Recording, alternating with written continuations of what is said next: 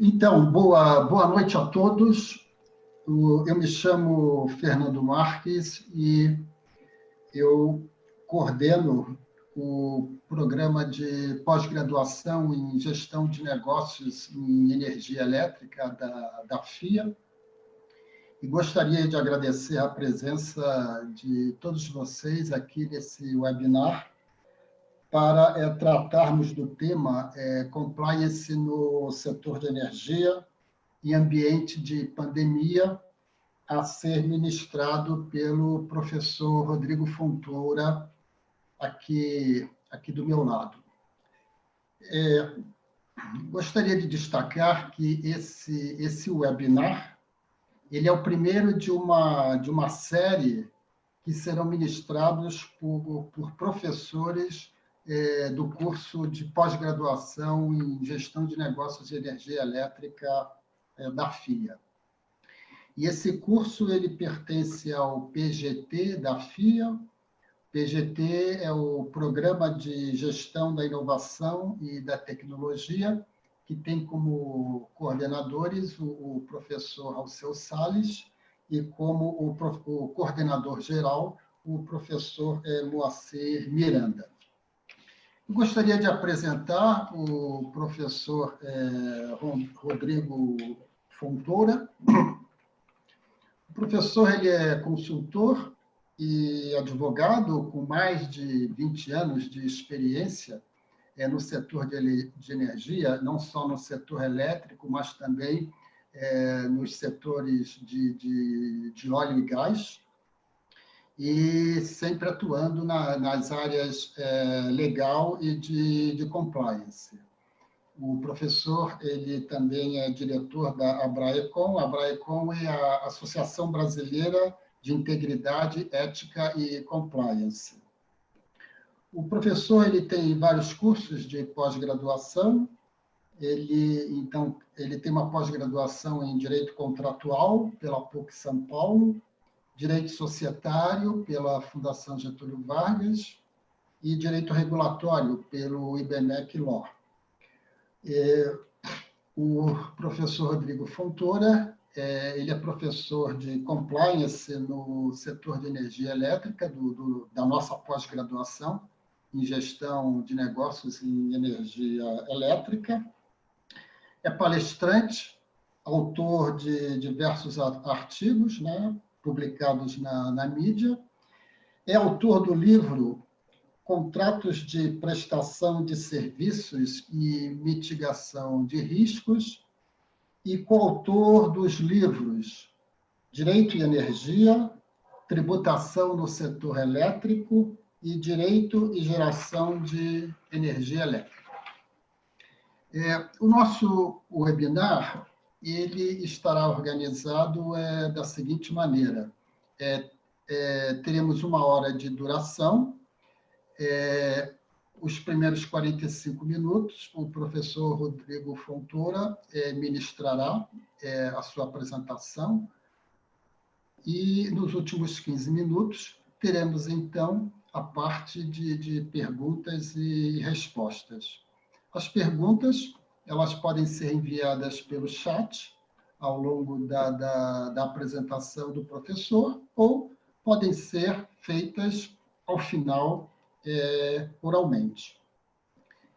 Dessa forma, eu, então, tenho o prazer, a satisfação de passar a palavra para o professor Rodrigo Fontoura. Professor, por favor.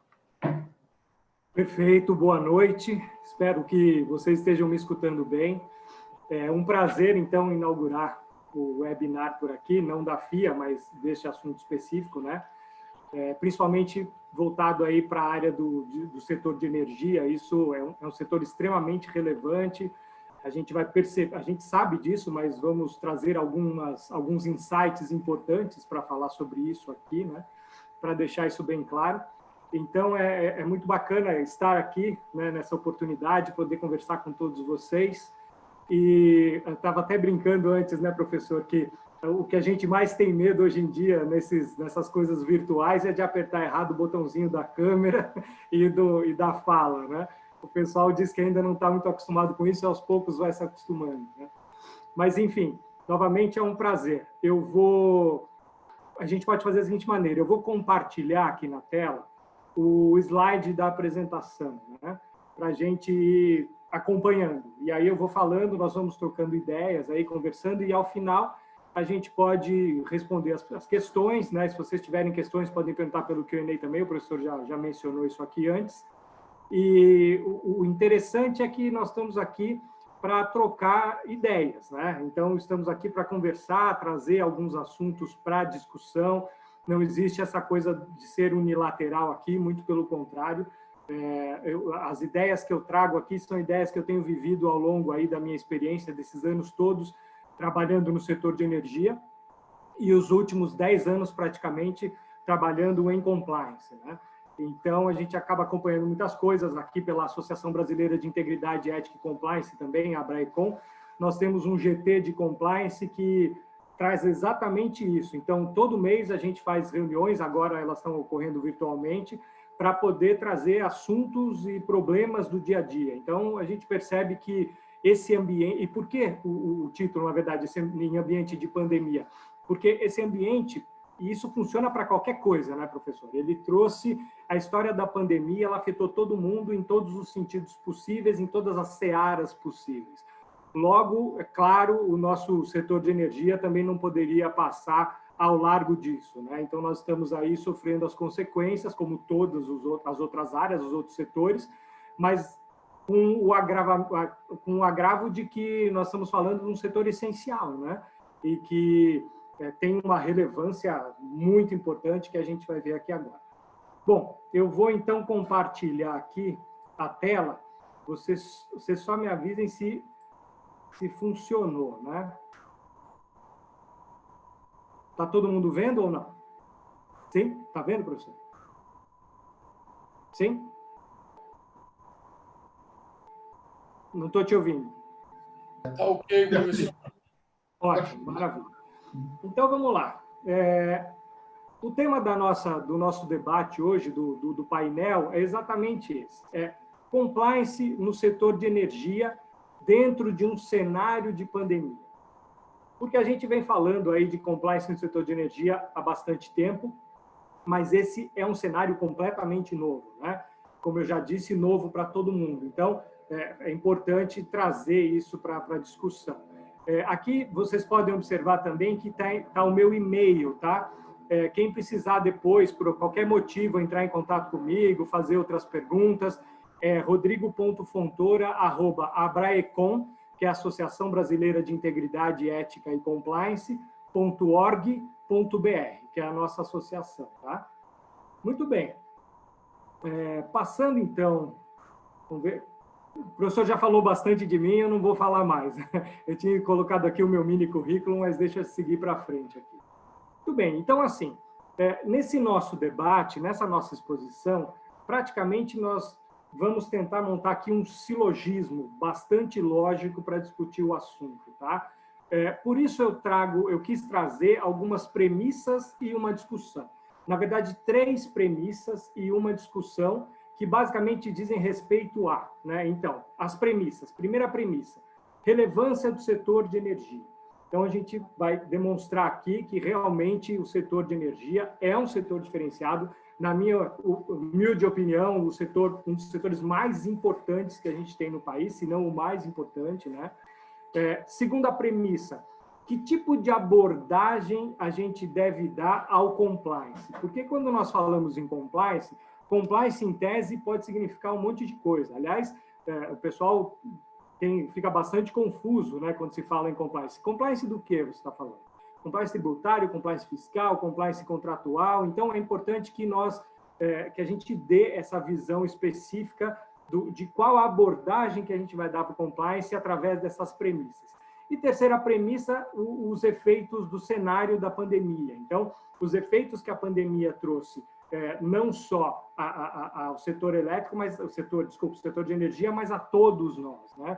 Porque é uma coisa bilateral, não afeta só os players do setor de energia, mas afeta os consumidores, né, que é o principal alvo, é o principal stakeholder, digamos assim, né, quando a gente fala, o principal interessado quando se fala em setor de energia.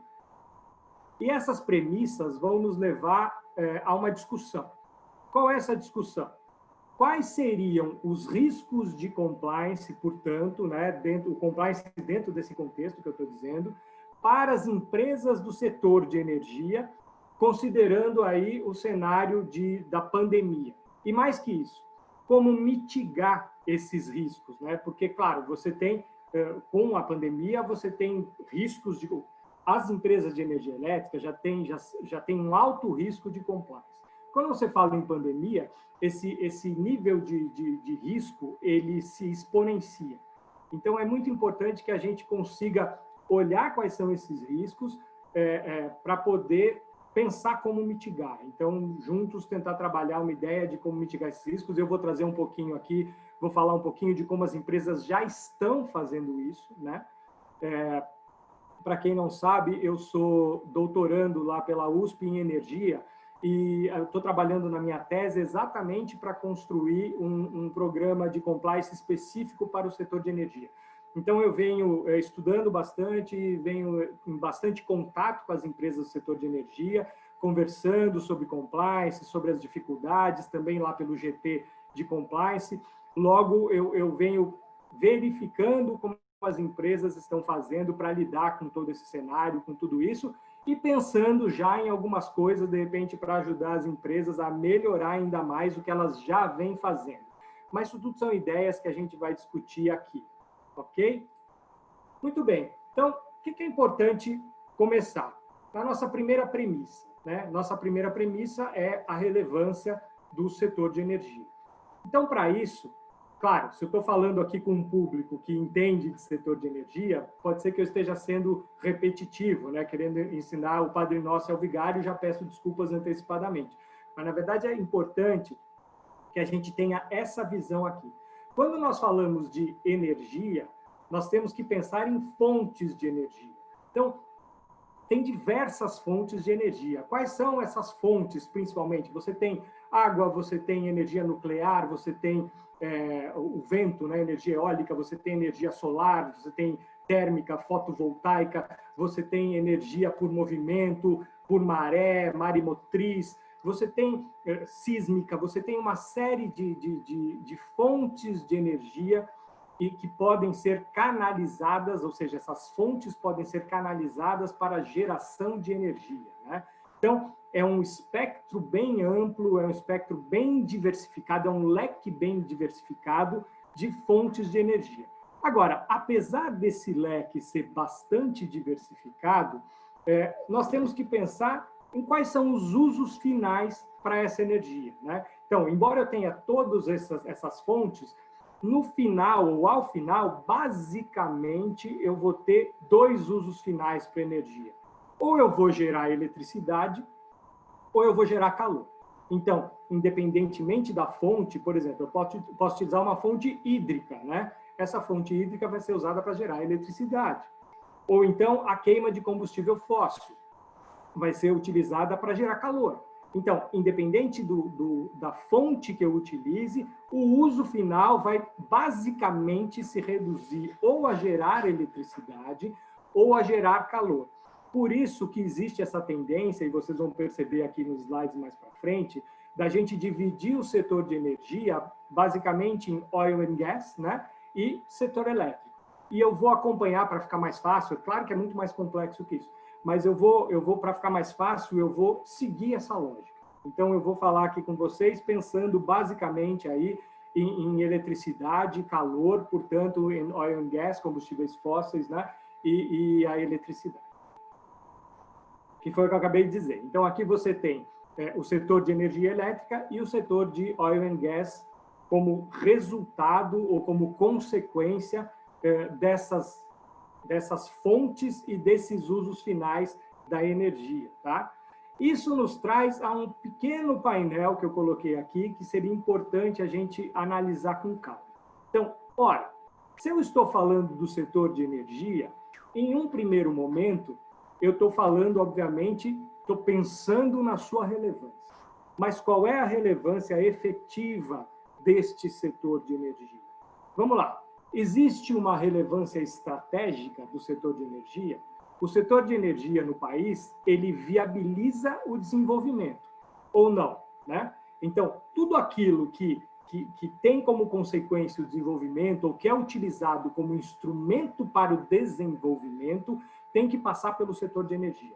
Porque precisa ter energia elétrica, precisa ter todo petróleo, precisa ter gasolina, precisa ter, enfim, todo tipo de combustível como insumo para poder se viabilizar o desenvolvimento. Ou a gente consegue pensar num cenário onde exista desenvolvimento sem o setor de energia, né? Sem a disponibilidade de energia. Eu acho pouco provável. Ora, então, se o setor de energia viabiliza o desenvolvimento, então fica claro que ele viabiliza a sociedade. Que é exatamente o que eu coloquei aqui na coluna da esquerda, tá?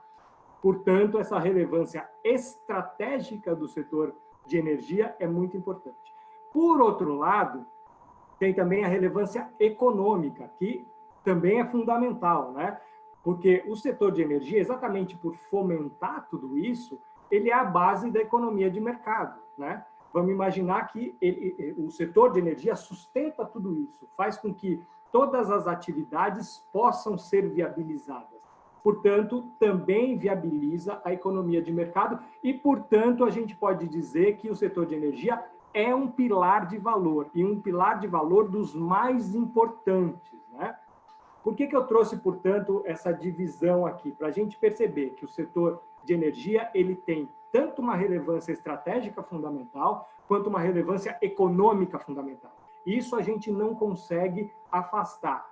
E o que traz como consequência o fato do setor de energia ter toda essa relevância? É exatamente a atenção que se dá para o setor de energia. Então, tudo aquilo que de alguma forma é notícia no setor de energia, para o mercado, e eu vou usar a expressão de novo, é exponenciado. Então, o mercado vê, obviamente, pela relevância, pela estratégia do setor de energia, vê o setor de energia sempre com lupa, né? Sempre com aquela lupa gigante para verificar se o que está sendo feito lá está sendo feito de forma correta e, mais que isso, se isso funcionaria para fins de exemplo, né? Então, nós do setor de energia temos essa difícil missão, mas grata missão também, porque é através dela que nós conseguimos realmente exercitar tudo aquilo que a gente quer fazer para ter uma sociedade melhor. Então, isso é bastante importante, tá? Então, assim, conclusão. O setor de energia, é essencial, né? Essencial. 2, é estratégico. E 3, é economicamente relevante. Então, esse é a primeira premissa, né, através dessas conclusões que eu coloquei aqui, que nós precisávamos levantar. Estamos falando de um setor pouco ou muito relevante, extremamente relevante, pilar de valor essencial, estratégico e economicamente relevante. Tudo bem? Então, essa é a primeira conclusão e a primeira premissa que precisava ser levantada.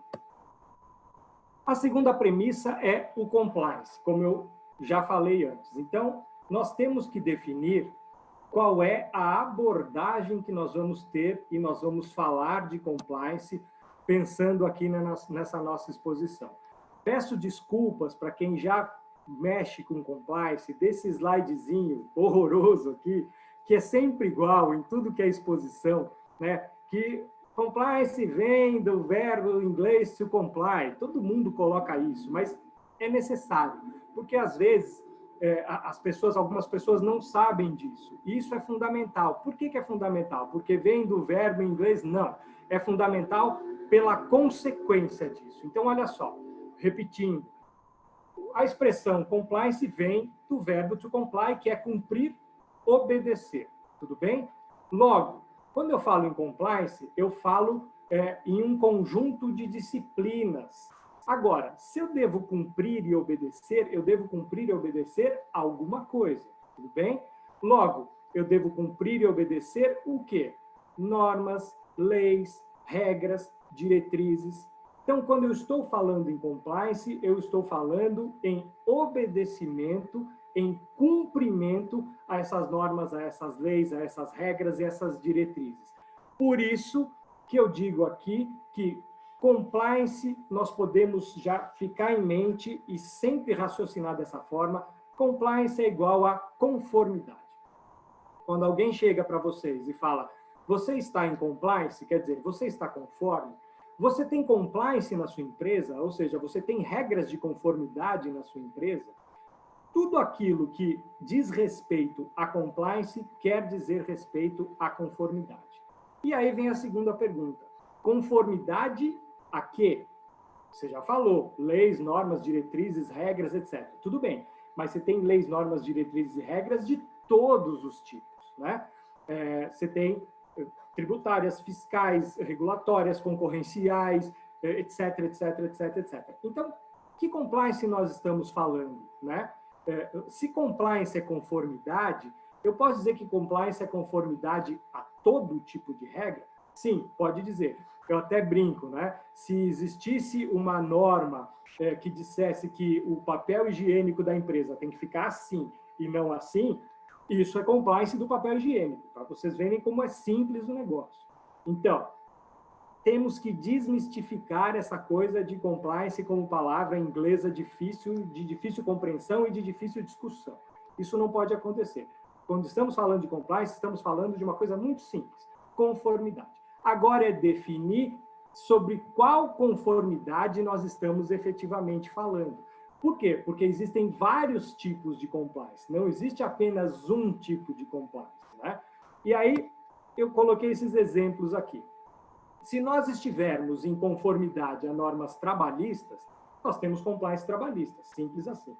Se houver conformidade a normas fiscais tributárias, estamos em compliance tributário. Se houver conformidade a normas regulatórias, isso é muito relevante, principalmente para nós do setor de energia, nós teremos o compliance regulatório.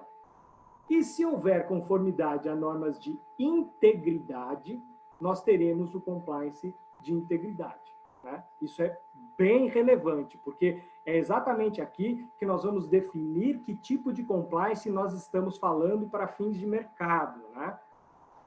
O compliance, e aí eu vou repetir o compliance de integridade. Então, o que é o compliance de integridade, gente? Que é o que a gente está falando aqui nesse momento. É aquele compliance voltado à conformidade das normas de integridade, ou seja, aquelas normas que são relacionadas a, comportamento ético, eticidade nos atos, e 2, combate à corrupção, né?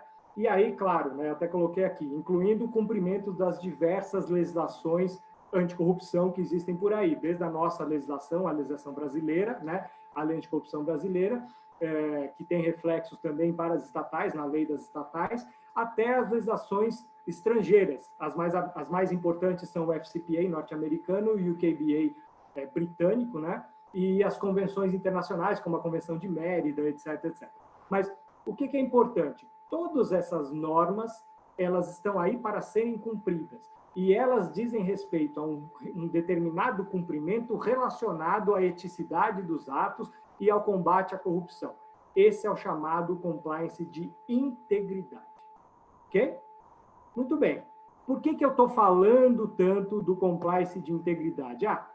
Esse slide aqui, daqui a pouco eu volto nisso. Esse slide é importante porque eu montei uma régua aqui para tentar explicar isso que eu estou falando, tá? Então, imagine que essa régua maior, em azul, é a régua do compliance. O compliance abrange todo tipo de compliance que vocês puderem imaginar. Ou seja, a conformidade a todo tipo de regramento. Agora, você tem várias subespécies de compliance. Você pode ter, eu pus aqui compliance X, compliance Y. O que é isso? Compliance trabalhista, compliance fiscal, compliance concorrencial, compliance regulatório, compliance contratual, etc, etc, etc, etc. Uma das subespécies de compliance que está nessa régua é o que eu chamo de compliance de integridade, que é esse que eu acabei de falar para vocês. E aí é só como exemplo mesmo. Dentro do compliance de integridade, você tem outros tipos de compliance. Então, toda aquela conformidade a normas de riscos de integridade, você pode chamar de compliance de riscos, que faz parte de um tipo de compliance de integridade. Todo tipo de norma de atendimento a combate à corrupção, mesma coisa. Ora, atendimento às normas da Lei Anticorrupção Brasileira através do Programa de Integridade. Está aqui, Programa de Integridade, que também faz parte do mundo, do universo, da régua do compliance de integridade. Então, é isso que nós temos que definir daqui para frente para podermos continuar, né, a nossa exposição. Estamos falando de compliance de integridade. Por quê? Porque para fins de pelo menos 90% do mercado, quando alguém fala em compliance, ele está querendo dizer compliance de integridade. Então, se você está numa reunião, se você está com um tomador de serviço, se você está perante um órgão governamental e alguém falar para você o seguinte: você tem compliance na sua empresa? 90% de chance dele estar falando se você tem compliance de integridade, ou seja, se você tem normas, se você tem regras voltadas ao combate à corrupção e à eticidade na conduta da empresa, dos seus funcionários e dos seus stakeholders, certo? Então, isso é fundamental, é outra coisa que a gente tem que combinar aqui. Se estamos falando de compliance, e vamos falar muito de compliance nessa nossa exposição, estamos falando, portanto, do compliance de integridade. Aqui eu trouxe, só como exemplo, já que a gente está falando de compliance de integridade, eu fiz uma pesquisa, e esse é um quadro que revela como está a maturidade do compliance hoje, falando de setor de energia, tá? Então, dividido aqui, você tem o oil and gas e você tem o setor elétrico. Quando você fala de oil and gas, você pode estar falando de prospecção de combustíveis, distribuição, de LP, gás natural, elétrico, geração, distribuição, transmissão, comercialização de energia. Se nós olharmos pelo gráfico, nós vamos perceber que a maturidade do compliance, por exemplo, para a prospecção de combustíveis e derivados é alta, porque você tem basicamente pouquíssimos players, ou um player, né, a Petrobras, que hoje tem o programa de integridade mais efetivo do Brasil, não tenho dúvida, né? Não foi à toa o tombo que ela levou em 2013, em 2014, com a Lava Jato, quando ela perdeu ao longo de 2 anos praticamente 130 bilhões de reais em valor de mercado. Então, ela teve que se reinventar, teve que fazer um programa de integridade, e foi aí que, só agora em 2019, que ela estava chegando perto de recuperar esse valor. E ela perdeu esse valor por quê? Porque o pré-sal deu problema, porque explodiu uma usina, ou porque caiu o preço do petróleo no mundo? Não, ela perdeu por causa de reputação. Então, isso é fundamental, tá? Por isso que a maturidade para essa atividade específica do setor de energia ela é bastante alta. Agora, se nós observarmos aqui nessa tabela, nós vamos perceber que alguns setores, né, algumas áreas específicas do setor elétrico, elas têm uma maturidade baixa, como, por exemplo, a comercialização de energia, e eu digo isso com muito pesar, porque a comercialização é fundamental, né? Mas isso é uma constatação que eu fiz, obviamente que eu não vou citar nomes nem nada nesse sentido, por questões éticas, mas eu estive em muitas empresas de comercialização de energia e vi que o compliance lá é praticamente inexistente. Isso é um cenário que tem que ser mudado urgente, o mais rápido possível, porque nós estamos falando de um setor vital e fundamental, né? Enfim, depois dá para dar uma olhada melhor nesse gráfico aqui. Se vocês tiverem dúvidas em relação ao gráfico, a essa tabela que eu fiz, a gente pode conversar com mais calma. E aí vem a terceira premissa, que é a pandemia, que não tem muito o que falar, porque todo mundo acompanha. Estou falando da pandemia como evento, não tem como falar, porque todo mundo acompanha e sabe o quão grave foi esse evento único de uma geração que nós estamos passando. Então, é uma coisa para se olhar, para se observar, para se refletir com muito cuidado, né? Porque tudo aquilo que a gente estiver fazendo, exercitando agora, na prática, vai ecoar para o futuro. Então, a gente tem que ter muito cuidado quando se fala de pandemia, quando se fala de coisas assim que devem ser feitas ou vistas com mais cuidado. Essa pandemia, ela trouxe aí efeitos para toda a sociedade, todas as mortes que estão acontecendo, as relações, mudança de relações, mudança de tudo aquilo que a gente... o mundo está sendo desconstruído, na minha opinião, né? E a gente vai ter que reconstruir de uma outra forma. Mas trouxe também muitos efeitos para as empresas, né, que estão sofrendo economicamente. E aqui eu nem vou entrar nesse mérito economia versus saúde, tá? Porque isso é uma discussão longa e ingrata, cada um tem sua opinião, é que nem falar de política, futebol e religião. Então, não vale a pena entrar nessa discussão. Mas é uma coisa para se pensar e é uma coisa, sim, para se trazer, para se fomentar a discussão, tá? Tudo tranquilo, obviamente.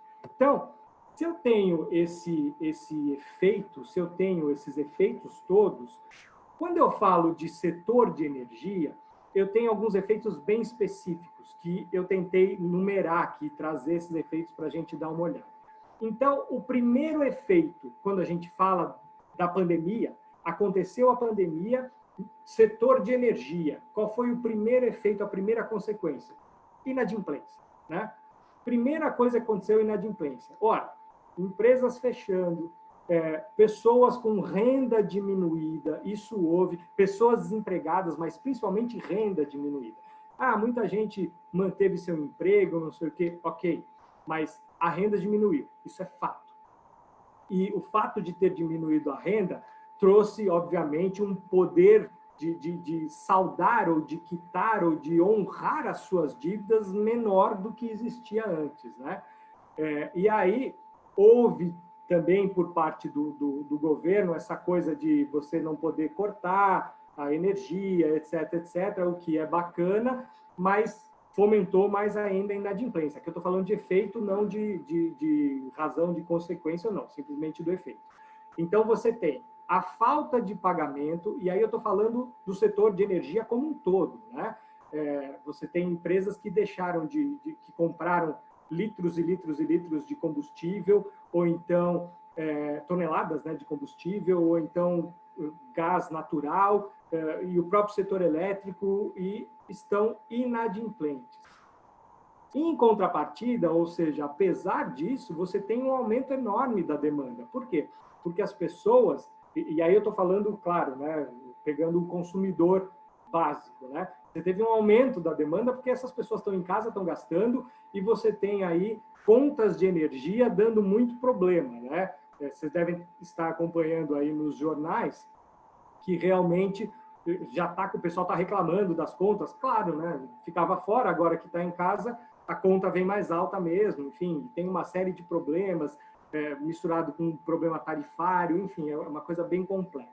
Mas, de qualquer forma, a inadimplência traz essa falta de recurso, isso tudo agravado tanto pelo aumento da demanda quanto pela dificuldade para a suspensão do fornecimento.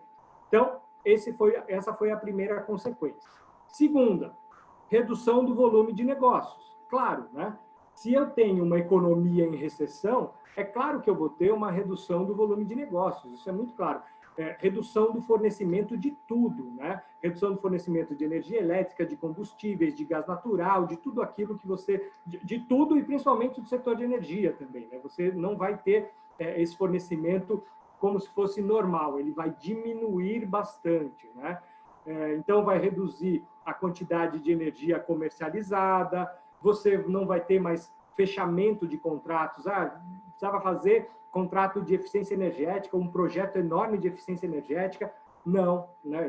Normalmente esse projeto vai ser desconstituído ou vai ser suspenso até as coisas melhorarem, etc., etc., etc. Então, dá para fazer uma lista enorme de problemas, tanto de inadimplência quanto de redução do volume de negócios. Isso, claro, trazendo aí uma falta de entrada, né, de faturamento gigante para as empresas do setor de energia, né? Além de outros efeitos, obviamente. Então, por exemplo, você tem aí essa necessidade de manter o fornecimento pela essencialidade. Então, vamos pegar de novo o setor elétrico. Eu não posso deixar de fornecer energia elétrica, né? Mesmo que eu não esteja recebendo. Isso vai me trazer efeitos sociais, efeitos econômicos, efeitos regulatórios, né? Porque eu preciso manter gente na rua, arrumando linha de transmissão, fazendo toda a parte enfim, de adaptação, todos esses trabalhos, corte, poda de árvore, manutenção de fios, tudo aquilo que eu já tenho, que eu já tinha, digamos assim, como despesa usual, eu continuo tendo. Só que agora eu tenho uma redução do que está entrando. Então, a conta não fecha, a conta não está fechando, né? Isso pode, inclusive, me trazer um efeito regulatório muito ruim, porque se por acaso para de entrar, a primeira coisa que a empresa de energia vai mexer é exatamente parar de fazer algum tipo de manutenção. E aí pode ter um efeito imediato nos indicadores, DEC, FEC, DIC, DEMIC, enfim, todos esses do setor elétrico, né? E também os indicadores regulados específicos. Então, esses efeitos regulatórios são bem relevantes, né? Outro efeito, necessidade de renegociar os contratos. Tudo bem, nós estamos falando, esse efeito é para todo mundo, mas para o setor elétrico bastante. Uma das empresas que eu tenho me relacionado bastante, eles tiveram que pegar todo o seu universo de contratos e fazer toda uma renegociação. Então, você tem equipes inteiras hoje trabalhando só em renegociação de contrato, né? Olha a mão de obra, olha como é que se diz, o trabalho que eles estão tendo, a dedicação que eles estão tendo que ter, focado nesse efeito, nesse grave efeito da pandemia, né? E, além disso, você vai ter aí a necessidade de lidar com os riscos de compliance, porque com o compliance, aí lembra, estou sempre falando de compliance de integridade. O compliance, neste mundo de pandemia, ele vai ter que ser visto com lupa, com mais cuidado, porque essa coisa de negociação com o poder público, e poder público liberado por conta de pandemia para gastar, né, claro, né, entre aspas, e relacionamento, né, com o poder público, às vezes pedindo um favor, não desliga ali, ou liga aqui, ou me fornece aqui, ou eu tenho uma frota de ônibus que precisa de combustível. Então, existe um relacionamento que tem que ser visto com muito cuidado para fins de compliance. Esses são os outros efeitos para o setor de energia, quando a gente está falando aí de pandemia, que tem que ser visto com muito cuidado. E assim, é claro que as empresas do setor de energia já possuem um alto risco de não conformidade, independentemente da pandemia, né? Por quê? Porque as empresas de energia, eu pus aqui no slide, têm um alto grau de relacionamento aí com o poder público, todo mundo sabe disso. E quanto maior o relacionamento com o poder público, mais alto o risco de cometimento, né, de ato lesivo contra a administração pública, ou, na linguagem chula, de atos de corrupção. Então, inclusive, se mede o risco de atos de cometimento de atos de corrupção ou de não conformidade ao compliance de integridade. O principal indicador é exatamente o relacionamento com o poder público. Logo, se eu tenho uma empresa que tem muito relacionamento com o poder público, o nível de risco de compliance é altíssimo. Se eu tenho uma empresa com baixo relacionamento, o risco de não conformidade, ele é menor, tá? E, além disso, além do alto grau de relacionamento com o poder público, as empresas do setor de energia são todas reguladas.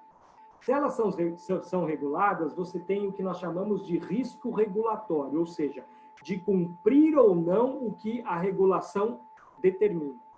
E se você não cumpre, descumpre tudo aquilo que a legislação regulatória vai indicar, você também tem um outro risco atrelado a esse, que é um risco de integridade.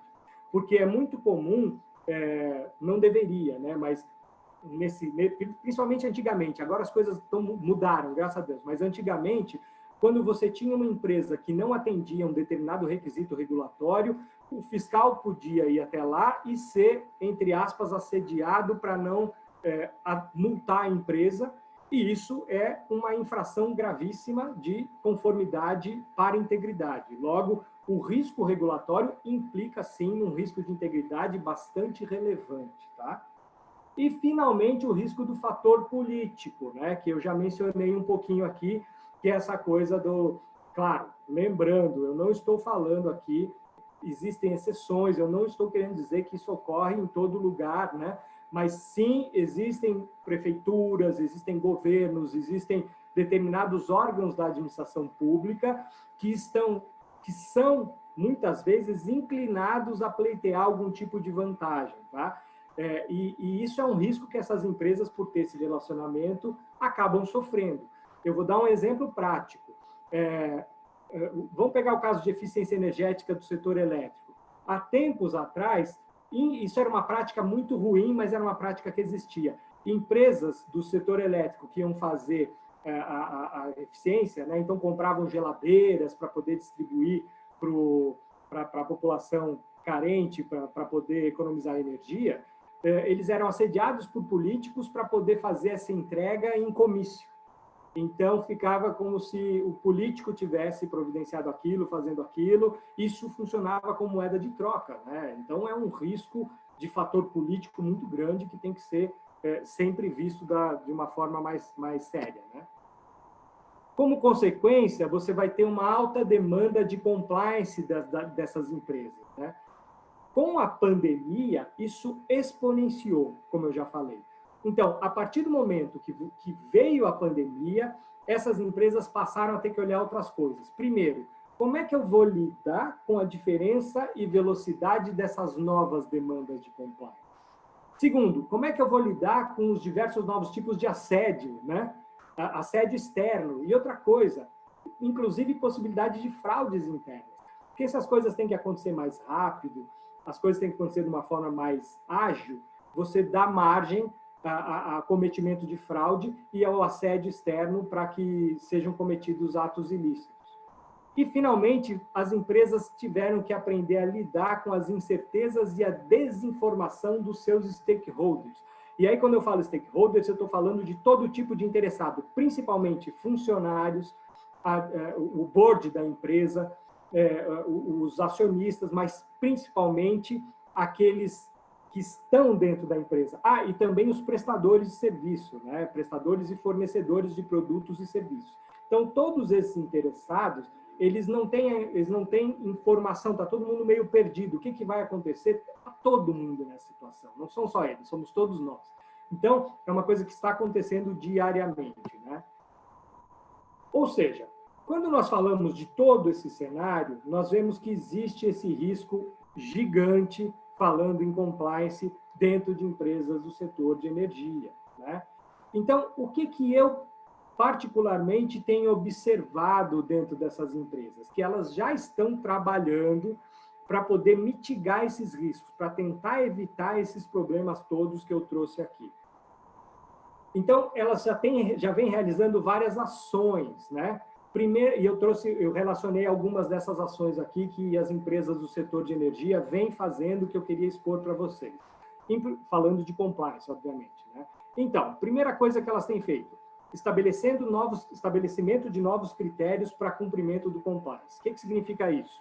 Flexibilização das regras de conformidade e de não conformidade. Então, passa-se a flexibilizar aquilo que realmente pode ser considerado uma não conformidade de compliance. E passam-se a flexibilizar as regras para cumprimento.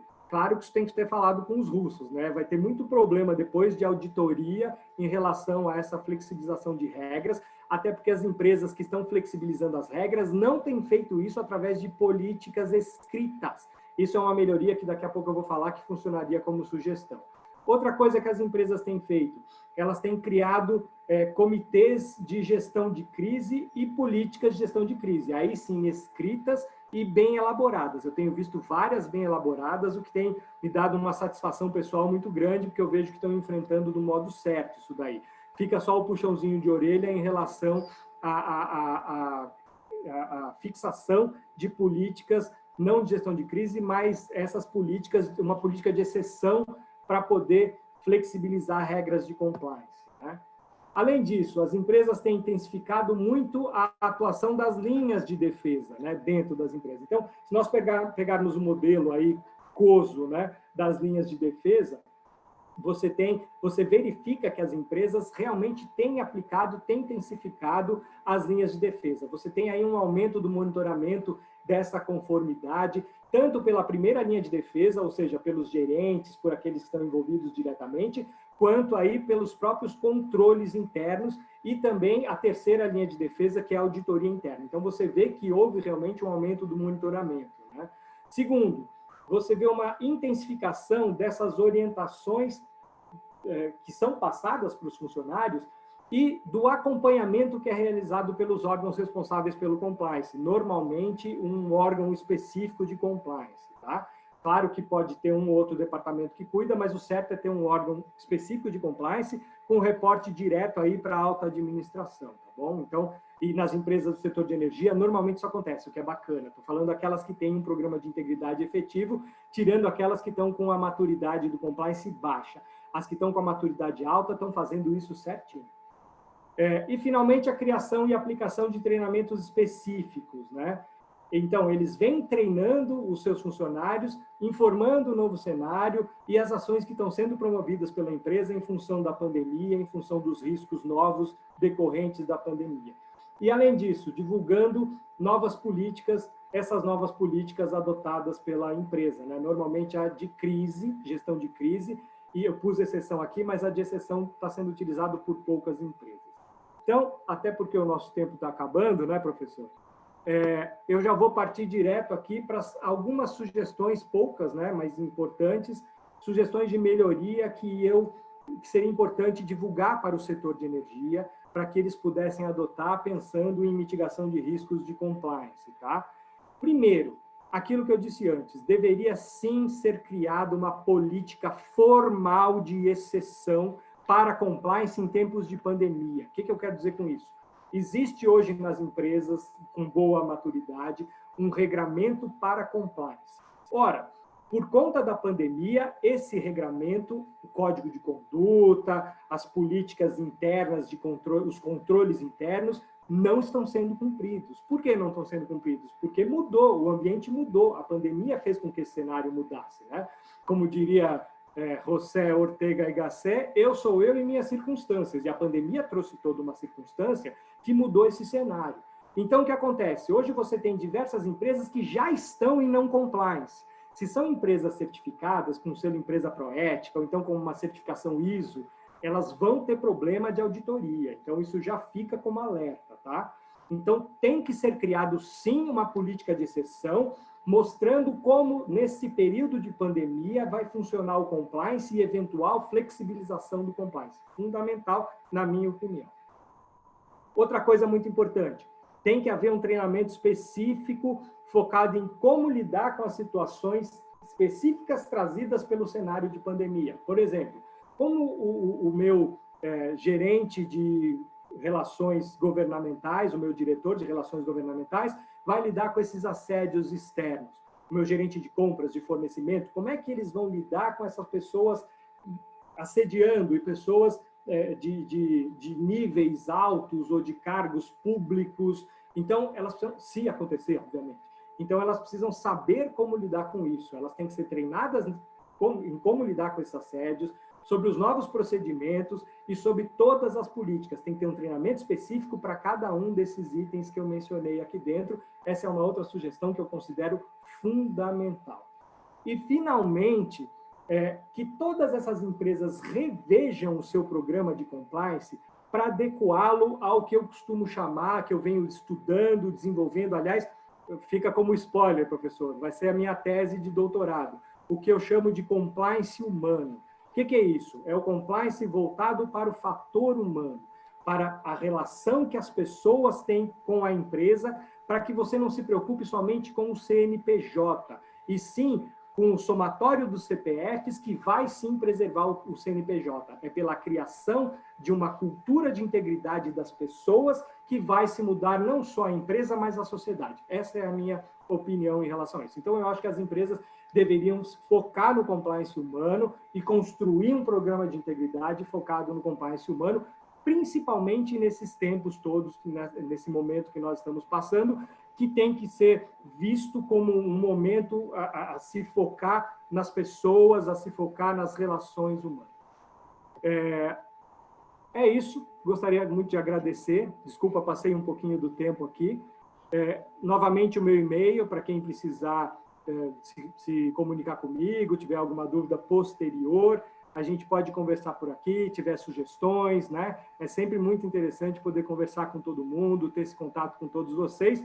Muito obrigado, viu, gente? Deixa eu até tirar aqui parar aqui a exposição. Professor Rodrigo, muito obrigado pela exposição. A exposição ela foi clara e didática e muito bem estruturada, considerando o tempo disponível. Temos aqui algumas perguntas muito interessantes. A pergunta está no chat, mas eu posso aqui ler eu posso ler em voz alta para o professor, né? Para então que o professor possa responder. Temos uma pergunta aqui do Fabiano Alves, que ele então pergunta o seguinte: por que você, professor, constatou que a maturidade no setor de geração e comercialização de energia é baixa? Ele pede exemplos, eu não sei se os exemplos o professor pode mencionar, mas certamente pode explicar o porquê dessa constatação, né? Até porque, pelo que eu sei, foi assunto da sua tese de mestrado na USP, correto?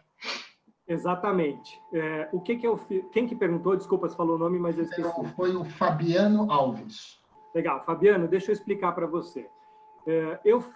Foi exatamente o que o professor Fernando falou. A minha dissertação de mestrado, né, que eu concluí no ano passado, foi exatamente pesquisar o grau de maturidade das empresas do setor, no caso elétrico, e olhar a fundo as empresas que já possuíam programas de integridade para ver se elas estavam realmente cumprindo os ditames da nossa lei anticorrupção.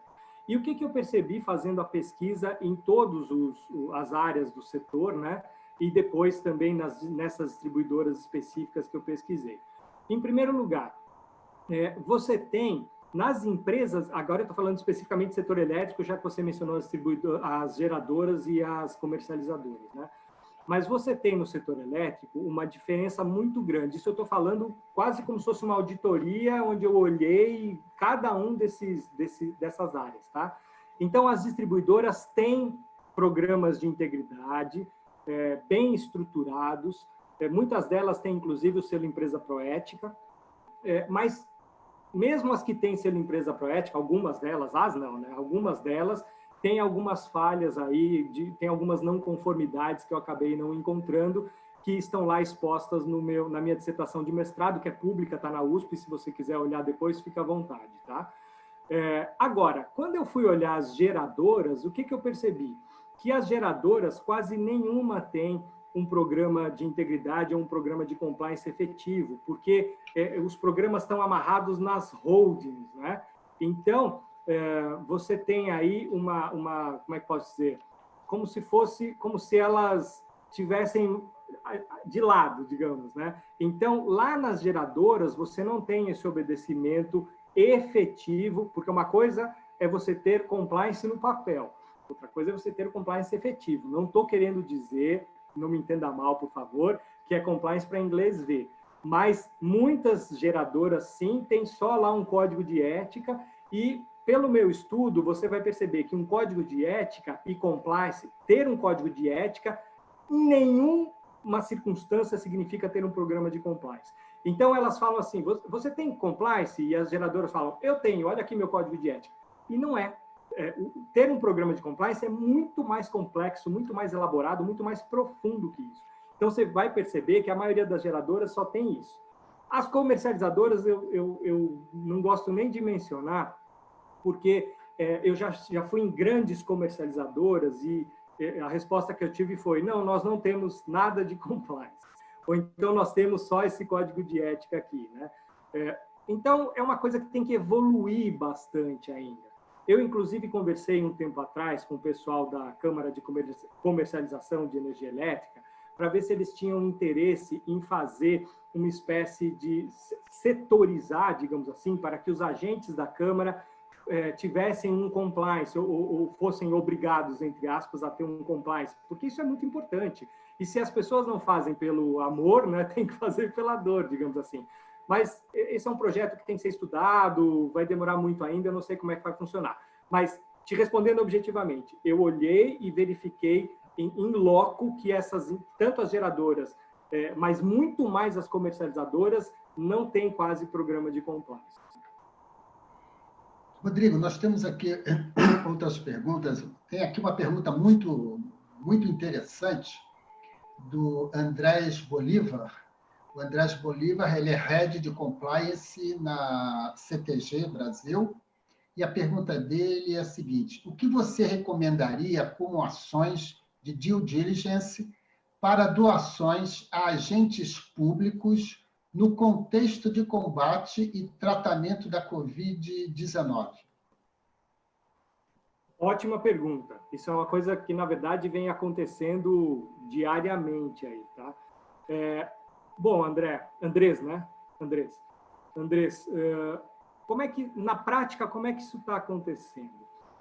Essa due diligence, ela não tem sido feita em loco, que seria o ideal, né? Então, se não houvesse um ambiente de pandemia, eu diria, tem que ser feita uma due diligence, e uma due diligence presencial ou por amostragem, tudo bem? No caso específico do poder público, aí, como nós estamos falando de alto risco de não conformidade, então ela não é por amostragem, é todo caso que acontecer você tem que olhar. Mas nesse ambiente, as empresas, infelizmente,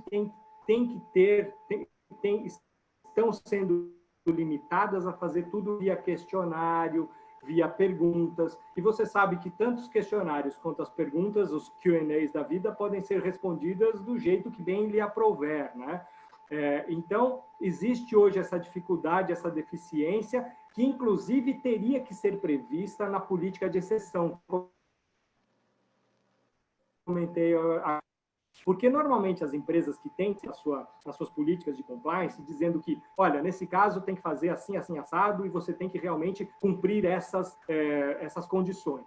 Então, se você, como no caso que você disse aí, você não cumpriu, você não fez a due diligence, e lá na sua norma está previsto que você tem que fazer a due diligence, você está em não compliance. Logo, se você for uma empresa que dependa aí de certificação, ser uma empresa proética ou ISO, você já vai ter problema. Ou mesmo uma auditoria mais forte para fins de selagem de integridade, você vai ter problema.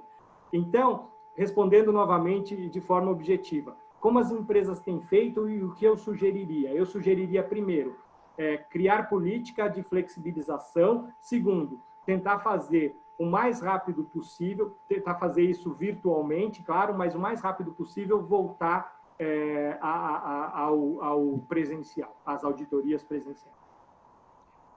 Rodrigo, uma outra pergunta aqui muito interessante é a da professora Jerusa Magalhães. Professora Jerusa Magalhães é professora da nossa pós-graduação em gestão de negócios de energia elétrica. A professora pergunta: como você enxerga a questão cultural no compliance? Nos últimos anos, empresas de diferentes países ingressaram no setor elétrico brasileiro. Quais são os desafios, se existentes, que essas empresas enfrentam para adequar suas normas de compliance? Primeira, boa noite, Jerusa. Conheço a Jerusa, é um prazer ter você aqui com a gente, viu, Jerusa? Sua pergunta também é excelente. Bom, essas empresas, é exatamente isso, elas têm vindo para o Brasil e elas se deparam, primeiramente, com um cenário bem ruim, que é o seguinte: é o nosso querido índice de percepção da corrupção, né? O índice do Brasil, como todos nós sabemos, é péssimo. Nós estamos, salvo engano, no 105º lugar, né? E atrás de países como Ruanda, Botsuana. Aqui na América do Sul, a gente está à frente, a gente está atrás da Argentina, do Uruguai, que é famoso pelas SAFs, né? Pelas empresas que antigamente faziam lavagem de dinheiro. Se a gente pensar em BRICS, nós só estamos à frente da Rússia, né? Então, estamos perdendo para a China, estamos perdendo para a África do Sul, para a Índia, enfim, é um caos. Então, essas empresas que vêm para o Brasil, elas se deparam com um primeiro grande problema, que é o nosso índice de percepção da corrupção. Se elas vêm para cá e querem investir no Brasil, elas já têm que investir no Brasil pensando em um programa de compliance efetivo, exatamente para poder ter um melhor e mais rápido retorno do seu investimento, né? Então, e para se proteger, para proteger o seu capital. Então, elas já têm que pensar nisso. Ora, Uma vez que essas empresas estão no Brasil, normalmente elas têm já um programa de compliance obedecendo aos normativos internacionais, porque normalmente são empresas que hoje já têm algum tipo de comercialização, já comercializam valores mobiliários nas bolsas americanas, logo elas são obrigadas a obedecer ao FCPA, ou então, no caso das empresas europeias, muitas delas têm a certificação ISO, né, que são normas internacionais. Então, quando elas vêm para o Brasil, elas já têm um programa robusto que vai ter, de alguma forma, que se adaptar à nossa lei anticorrupção brasileira. O que não é difícil. Por que não? Primeiro, porque a nossa lei anticorrupção brasileira é uma cópia do FCPA, é uma cópia tupiniquim do FCPA. Segundo, que se essa empresa já tem, por exemplo, uma certificação ISO, significa que os 16 pontos de atenção em compliance que estão na nossa lei anticorrupção brasileira já estão suportados pela certificação ISO. Então, não fica tão difícil assim, né? Você ter essa adaptação. Inclusive, algumas empresas estrangeiras, quando vêm para o Brasil, o pessoal fala assim, você está em conformidade com a lei anticorrupção brasileira? Você gostaria de ter, por exemplo, um selo Empresa Proética, que é a mais alta selagem dada, inclusive, pela Controladoria Geral da União? E essas empresas estrangeiras falam, não, eu não quero, porque eu já tenho um sistema robusto, não me interessa ficar me adaptando tanto assim, especificidade à legislação brasileira, e mais que isso, não me interessa perder tempo e reunir documentação para ter esse tipo de selagem. Vou dar um exemplo prático. O Walmart, que agora saiu do Brasil, mas quando estava no Brasil, ele tinha algo em torno aí de 300 funcionários no departamento de compliance, um compliance extremamente robusto e em nível mundial. E quando se perguntavam para os executivos do Walmart, vocês querem ter o selo Empresa Proética? A resposta era simples, não, a gente não quer ter porque nós já temos o nosso sistema.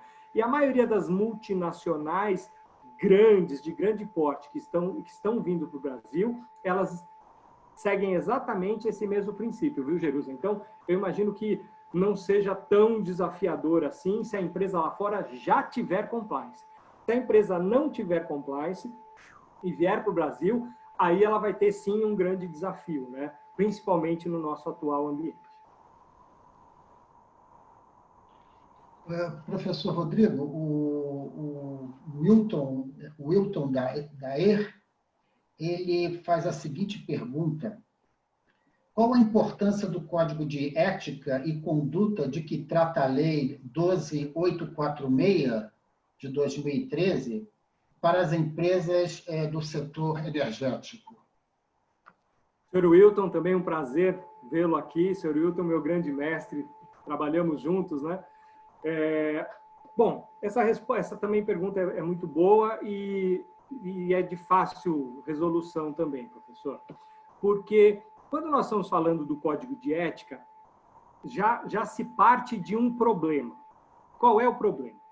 O Código de Ética virou o grande balizador do que as empresas chamam de programa de compliance, que foi o que eu disse agora há pouco. Então, muitas empresas acham que o fato delas terem um código de ética significa que elas têm um programa de compliance.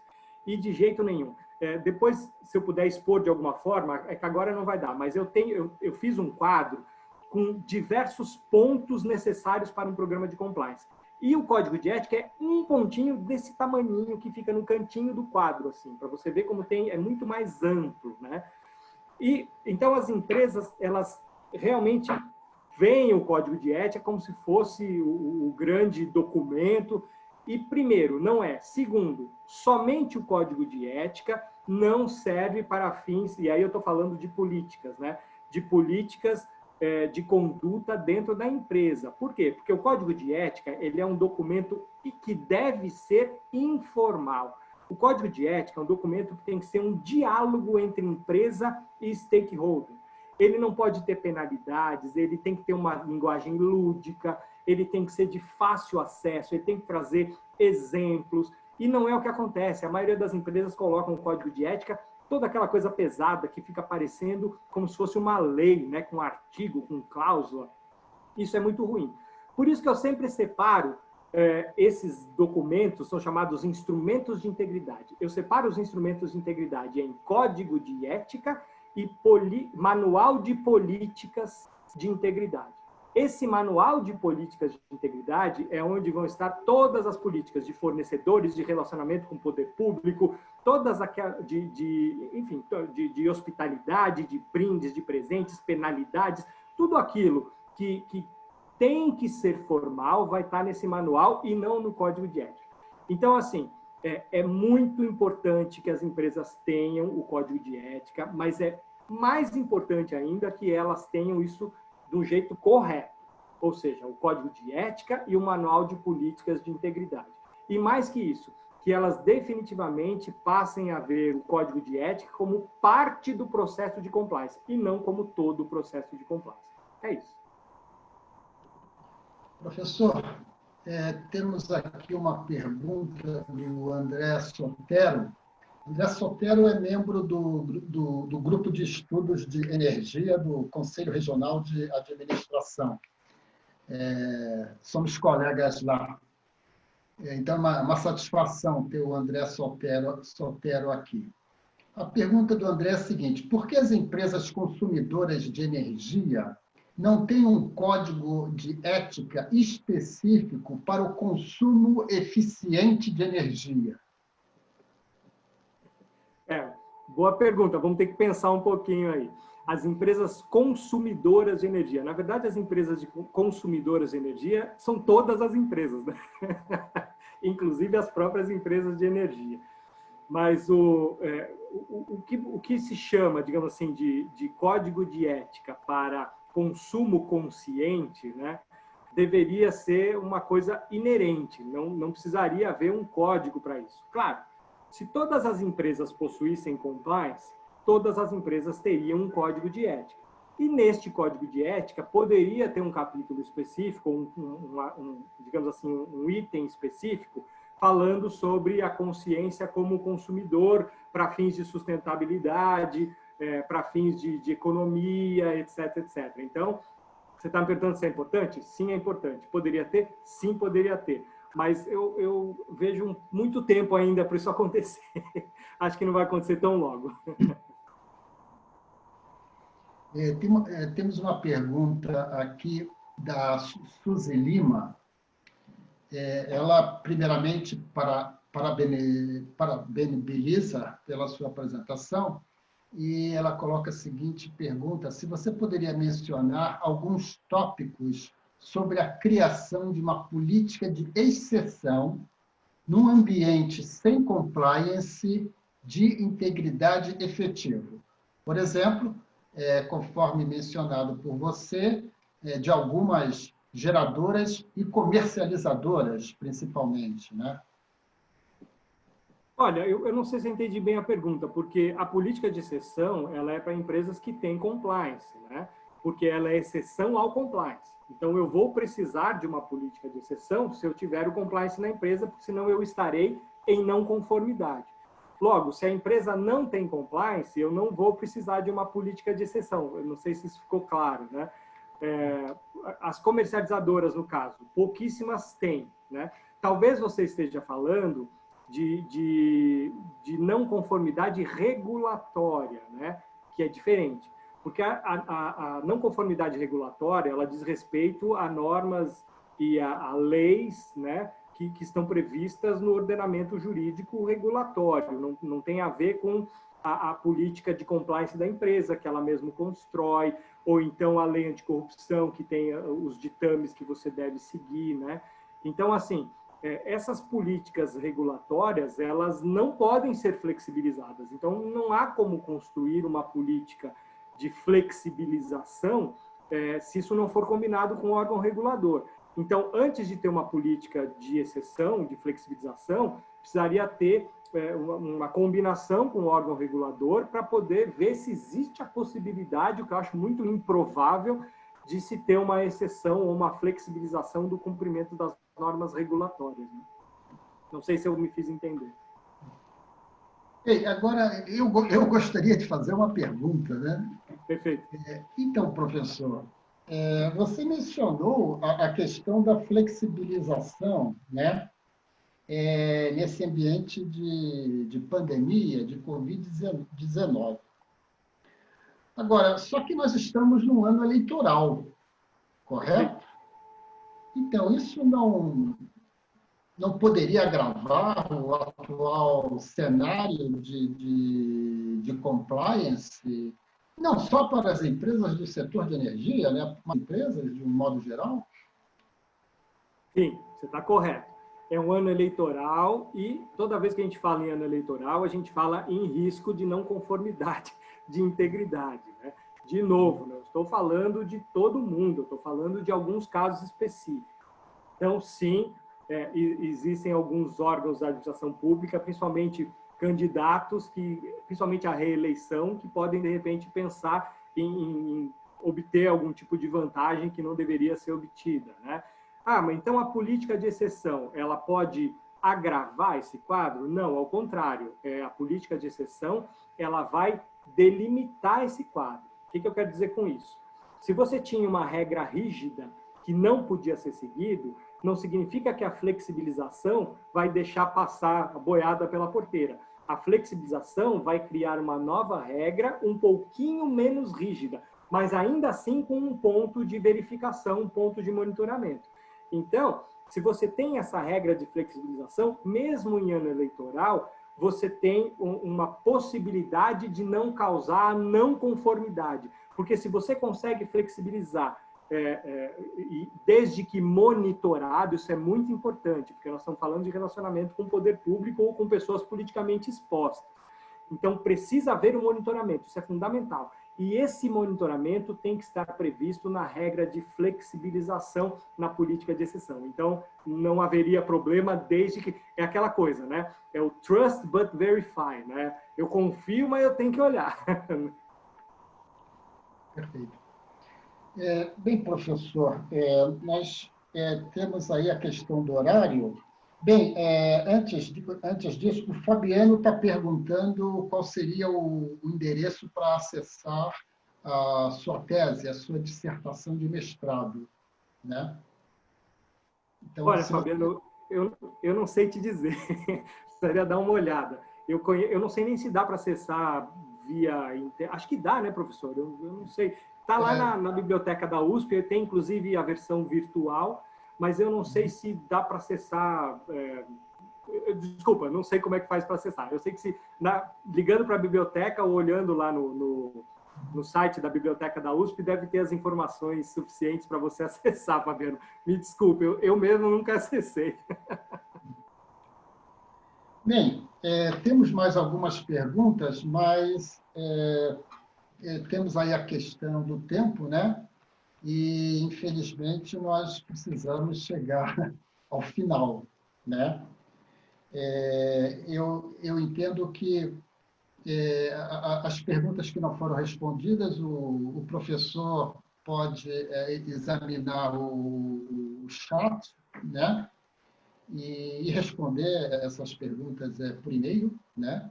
Inclusive, se o professor puder deixar o seu e-mail no chat, ok? Para os participantes.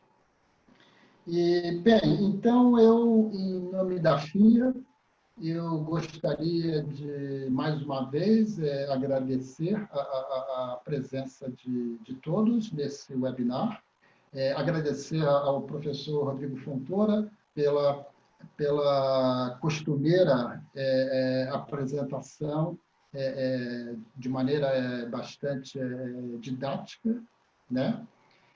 E lembrar a todos que os que porventura tiverem interesse em se aprofundar na área de energia elétrica, a FIA, então, ela oferece o curso de pós-graduação em gestão de negócios em energia.